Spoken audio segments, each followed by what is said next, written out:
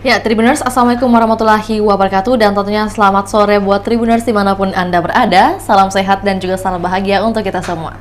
Tentu senang sekali rasanya saya Fioriana Jeretno dapat kembali menyapa Tribuners dalam program Highlight Tribun Timur Cetak edisi Senin 4 Maret 2024. Dan seperti biasanya dalam program ini kita akan menginformasikan konten-konten apa saja atau informasi apa saja yang sudah kita muat di edisi Tribun Timur Cetak hari ini. Karena seperti di halaman 1 ini kita sudah menampilkan beberapa headline. Namun sebelum itu bagi Tribuners ketahui bahwa saat ini di bagian kiri atas dari halaman 1 kita sudah menampilkan juga barcode yang bisa di-scan oleh Tribuners. Mungkin ketika memiliki halaman Tribun Timur Cetak bisa kemudian mau memilih untuk membaca via melalui gadget, maksud saya bisa langsung di-scan, kemudian langsung akan dialihkan ke website kami yaitu www.tribuntimur.com. Nah, mungkin juga bagi informasi sekali lagi disampaikan buat Tribuners mungkin yang tertarik untuk berlangganan bisa menghubungi kami di nomor 0411 811 5500 atau bisa juga menghubungi kami melalui SMS juga WA di nomor 081 1413 5555. Seperti yang telah terpampang di layar kaca Anda saat ini, seperti itulah nomor yang bisa dihubungi untuk berlangganan atau juga hotline subscriber kami. Dan di halaman 1 kita sudah menampilkan beberapa informasi, sudah menyajikan beberapa informasi, di mana yang pertama adalah yang memantik kita juga untuk terus membahas dan juga mengawal pemilu adalah PSI yakin suaranya masih akan naik. Ini adalah headline yang pertama yang tentunya sangat bold untuk diketahui oleh Tribuners, bahwa KPU minta semua pihak kawal hasil pemilihan. Nah, suara Partai Solidaritas Indonesia PSI di real count KPU menuai banyak komentar. Pasalnya, kenaikan secara signifikan tersebut terjadi jelang berakhirnya proses penghitungan suara secara manual oleh KPU. Selain itu, ledakan suara ini hanya terjadi di Partai PSI atau Partai Solidaritas Indonesia.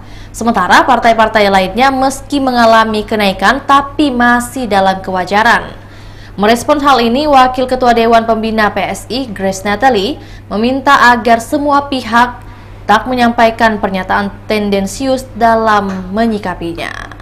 Ini langsung bisa dibaca lebih lengkapnya ke halaman 7, nanti bisa kita akses juga di website kami di www.tribuntimur.com. Kemudian dari itu kita coba menampilkan grafis duel sengit duo anak muda Persis Solo versus PSM Makassar. Ini merupakan Stadion Manahan, maksudnya ini akan digelar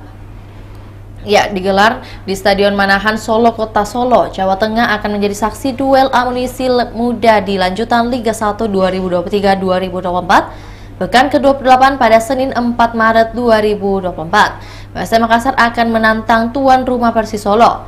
PSM Makassar datang ke markas Persis Solo dengan misi merebut 3 poin penuh setelah 2 pertandingan sebelumnya berakhir dengan skor kacamata alias 0-0.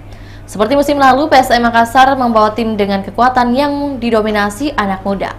Musim ini, PSM Makassar mengorbitkan Dava Salman sebagai talenta berbakat di lini belakang.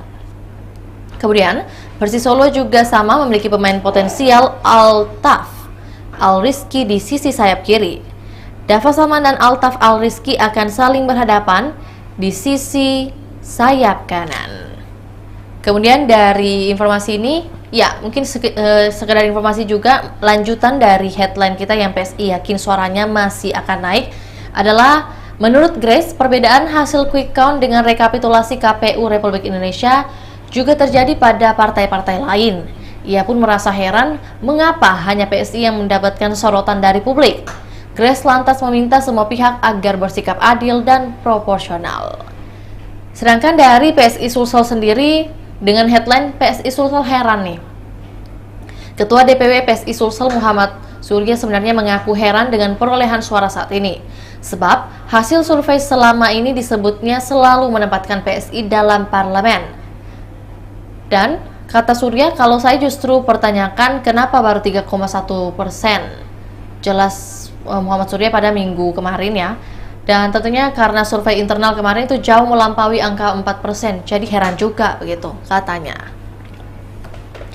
Kita lanjut lagi, masih dengan seputar pemilu 2024, kita menampilkan informasi Nasdem kunci 2 kursi di Dapil 4 Makassar. Dan Partai Nasdem Makassar mengunci 2 kursi di Dapil Makassar 4. 2 calegnya, Supratman dan Jufri Pabe, dipastikan lolos ke DPRD Makassar periode 2024-2029. Dapil 4 Makassar meliputi daerah Panakukang dan Manggala. Total DPT di daerah pada pemilu 2024 yakni sebanyak 202.734. Berdasarkan hasil penghitungan suara internal, Partai Nasdem memperoleh 21.000 lebih suara di kedua kecamatan ini.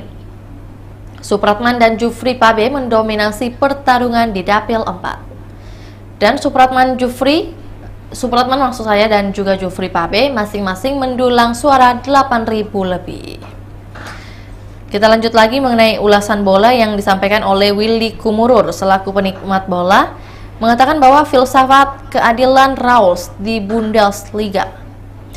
Filsuf John Rawls menerbitkan buku pertamanya berjudul A Theory of Justice, teori keadilan yang berfokus pada keadilan distributif pada tahun 1971. Ia menghadirkan teori keadilan yang merupakan sebuah metode untuk mempelajari dan menghasilkan keadilan, yakni keadilan prosedural murni atau pure procedural justice. Dan dalam metode tersebut, Rawls merumuskan prinsip-prinsip yang harus dijalankan, yakni principle of justice. Dan prosedur kontrak kerja seharusnya memuat prinsip-prinsip keadilan, termasuk kontrak kerja antara klub top Bundesliga Jerman, Bayern Munchen, dan sang pelatih top asal Jerman yaitu Thomas Tuchel. Dari halaman 1 tentunya kita juga akan menginformasikan konten-konten apa saja yang telah dimuat di edisi hari ini. Seperti biasanya kita juga akan menginformasikan dari rubrik Makassar yang ada di halaman 6, di mana ada beberapa headline juga. Yang paling memantik kita adalah Dani Pomanto selaku Wali Kota Makassar mengatakan Stadion Sudiang tak ganggu bandara. Ya, ini juga disampaikan groundbreaking akan dimulai pada Juli 2024 dan rencana pembangunan stadion di Sudiang banyak disorot karena dinilai mengganggu kawasan keselamatan operasional bandara. Pemerintah diminta mengkaji dengan baik lokasi pembangunan stadion tersebut. Menanggapi itu, Wali Kota Makassar Dani Pomanto menegaskan lokasi stadion di Gor Sudiang tidak melanggar KKOP. Pengecekan telah dilakukan oleh Komando Operasi Udara atau Kopsau di Otoritas Bandara Sultan Hasanuddin. Jika memungkinkan, groundbreaking pembangunan stadion dilakukan pada Juli mendatang. Dalam rangka mendukung proyek strategis nasional, Pemkot Makassar juga menyiapkan anggaran sebesar 200 miliar rupiah.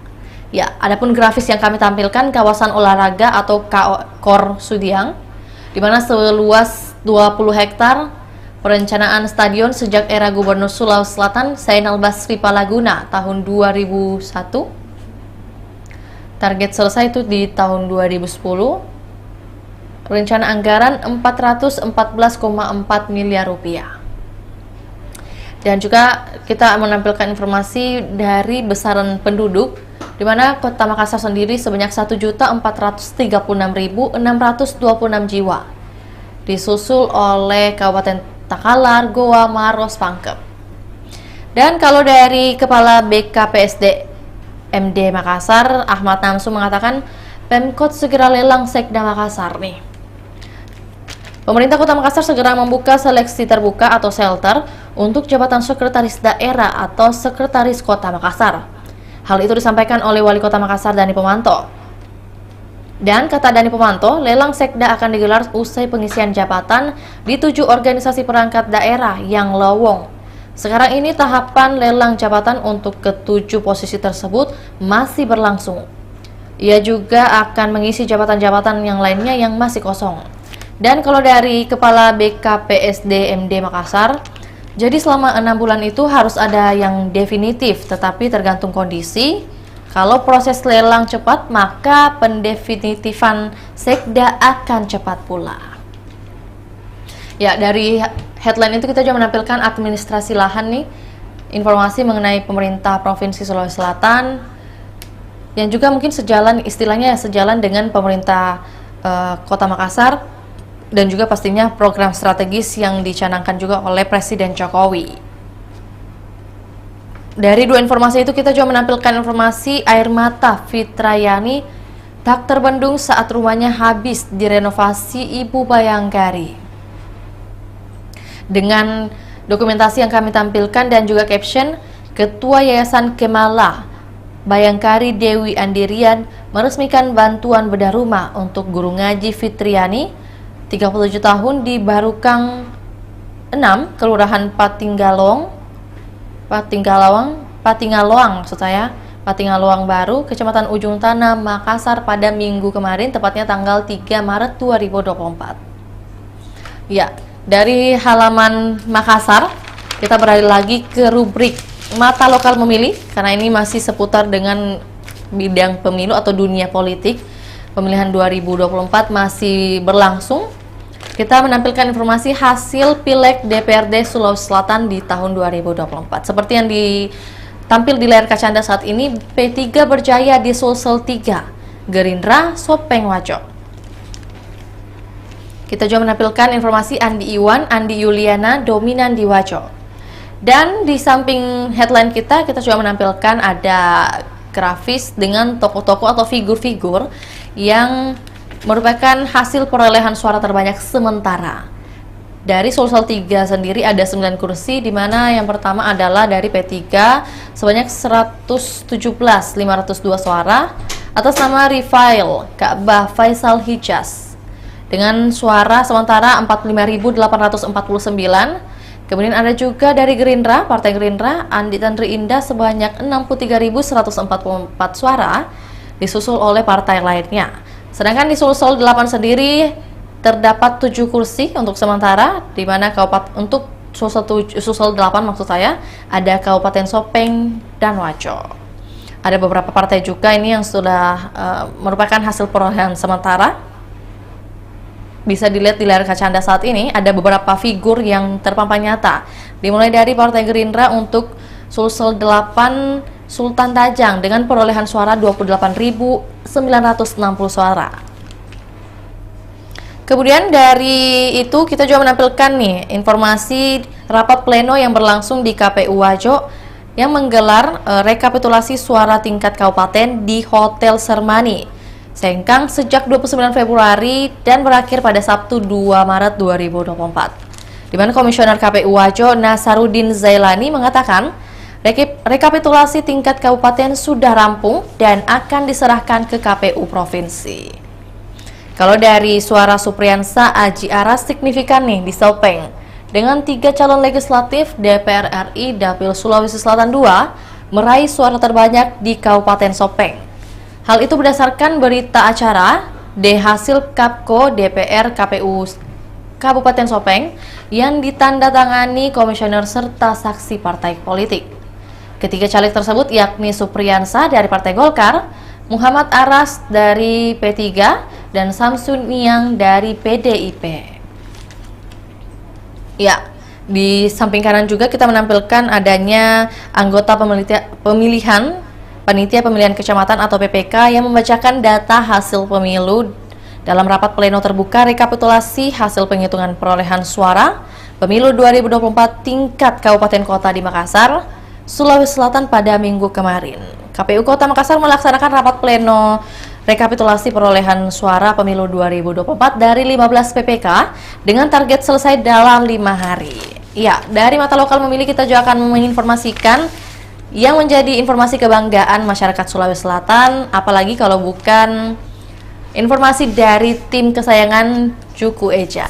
5 pemain Persis yang wajib diwaspadai PSM Makassar, termasuk Ramadan Sananta.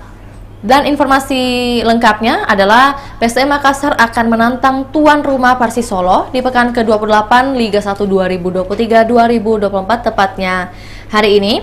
Dan ada 5 pemain Persis Solo yang wajib diwaspadai karena memiliki catatan mentereng, termasuk Ramadan Sananta yang pernah menjadi pemain PSM Makassar musim lalu. Kedua tim diperkuat dengan pemain yang berkualitas. Arsitek Persis Solo, Milomir Selsdita, memukakan racikan terbaiknya. 4 laga dia sudah jalani, berhasil membuat performa anak asuhnya meningkat. 4 laga Ya, khususnya ada 5 pemain dengan performa bagus di 4 laga terakhir. Laskar Samber Nyawa. Yang pertama adalah Moussa Sidibe, mencetak 5 gol dalam 4 pertandingan. Produktivitas pemain satu ini melonjak sejak ditangani Milo, sapaan akrab Milomir Seslica. Ketajaman Sidibe semakin jadi karena mendapatkan rekan yang pas di lini depan. Sidibe dimainkan sebanyak 23 kali, mencetak 7 gol dan 5 assist. Ya, kami pun menampilkan dokumentasi atau grafis dari 5 pemain berbahaya Persis Solo. Ada Sananta, David Gonzalez, Mesidoro, Moussa Sidibe, dan Altaf. Dan yang di paling bawah, informasi di halaman Tribun PSM juga di bagian bawah ada headline Mansarai janji amankan 3 poin. Pemain PSM Makassar Victor Mansarai kecewa dengan hasil imbang di 2 pertandingan terakhir. Tapi hasil itu membuat pemain asal Amerika ini bertekad menjadi lebih baik di laga selanjutnya. Pemain 27 tahun ini bertekad memenangkan laga melawan Persis Solo untuk amankan 3 poin. Dan tentunya ini juga menjadi harapan warga Sulawesi Selatan agar di pertandingan hari ini PSM Makassar bisa menang melawan Persis Solo. Untuk itu sekian review atau juga headline konten yang sudah kami sajikan di Tribun Timur Cetak edisi hari ini. Jangan lupa saksikan program highlight Tribun Timur Cetak setiap harinya. Saya Fiorina Jaretno mewakili kru yang bertugas pamit undur diri. Assalamualaikum warahmatullahi wabarakatuh. Sampai jumpa.